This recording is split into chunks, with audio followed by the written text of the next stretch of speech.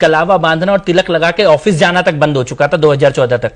ये जाकिर नाइक जो आज पाकिस्तान में बोल रहा है, इसने यही बातें 30 साल हिंदुस्तान में बोली और यहां पे हीरो बन के रहा है।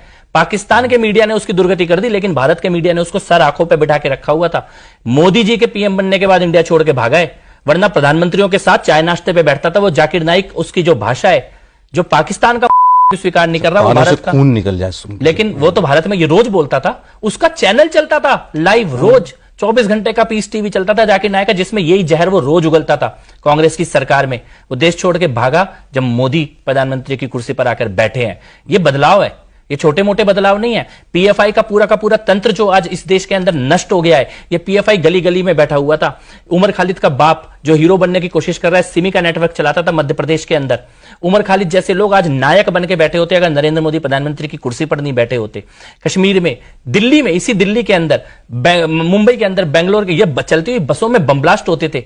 वहां से लेके आज हम यहां पे आए हैं कि हम आज ये बात कर रहे हैं, इन चीजों के बारे में संवाद कर रहे हैं। और जब बम ब्लास्ट हुए मुंबई में, तो मुंबई में शरद पवार झूठा कि इलाके में बम ब्लास्ट हुआ, इसकी झूठी प्रेस कॉन्फ्रेंस किया मीडिया के सामने आके कि हिंदू की सो कॉल्ड यूनिटी बनी रहे और अपनी जनता को सच तक बताने से हिम्मत देखिए। उसके बाद कुछ समय बाद एक्सेप्ट किया, खुद एक्सेप्ट किया कैमरे पर कि मैंने झूठ बोला। ये राजनीति थी। वहां से आज हम यहां पे आए हैं जहां इस देश का प्रधानमंत्री कैमरे पे ये बात बोल रहे हैं कि बटेंगे तो सामने वाला महफिल सजाएगा।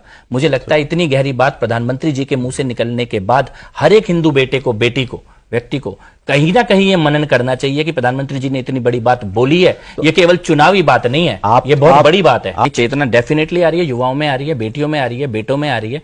जो सड़क पे ये भगवा डाल के लड़का या लड़की निकलता है, वो अपने लिए नहीं निकलता, वो किसी की भी बेटी को लव से बचाने के लिए निकलता है। और मैं तो कई बार ये कहता हूं कि ये गलतफहमी नहीं है कि तुम्हारे 2 बेटे हैं। जो भगवा डाल के लड़का है ना, वो भी तुम्हारा ही बेटा है। शायद सगा बेटा बाद में तुम्हारे दरवाजे पे बचाने आएगा। ये भगवा डाल के जो लड़के घूम रहे हैं, ये उससे पहले तुम्हारे दरवाजे पे तुम्हें बचाने के लिए आएंगे। इनको भी अपनी संतानों की तरह बढ़ने का मौका दो, इनका भी उत्साह बढ़ाओ और सम्मान करो। ये जो सड़कों पे 5-5 मिनट में पत्थर लेके निकल जाते हैं, इनके सामने कौन खड़ा होगा? क्या आपको लगता है कि सबके ऊपर पुलिस चला देगी या लाठी चला देगी, और सरकार में कोई और मुख्यमंत्री बैठा तो पुलिस को भी नहीं चलाने देगा? क्या आपको अपने बच्चों को इसके लिए तैयार नहीं करना होगा?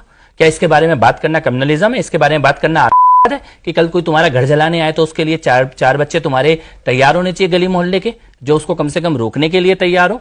लड़कियां कम से कम इतनी जागृत होनी चाहिए कि उन्हें पता होना चाहिए कि झूठा कलावा और झूठा तिलक लगा के अगर कोई तुम्हारे को ले जाएगा और कल मार देगा, उससे पहले उन्हें जागृति होनी चाहिए कि लव क्या है और लव क्या है, दोनों के बीच में अंतर पता होना चाहिए। ये जनजागृति का काम कई स्तरों पे हो रहा है देश में, और केवल हम नहीं कर रहे हैं। जिसको समझ में आता जा रहा है उसको ये चेतना आ रही है। जिसको आज नहीं आ रहा उसको कल आएगा, और जिसको कल नहीं आएगा किसी कीमत को चुकाने के बाद आएगा। ये राजनीतिक मुद्दा नहीं है, ये चुनावी बात नहीं है। चुनाव में कौन जीतेगा हारेगा इससे इसका फैसला नहीं होना है। किसी और के जीतने से ये समस्या परसों की जगह कल आ जाएगी, किसी और के जीतने से परसों की जगह और एक दिन बाद आ जाएगी, लेकिन समस्या सबके दरवाजे पे आनी है। इससे बच के निकलने का कोई रास्ता नहीं है, केवल एकमात्र रास्ता है इसका सामना करने का।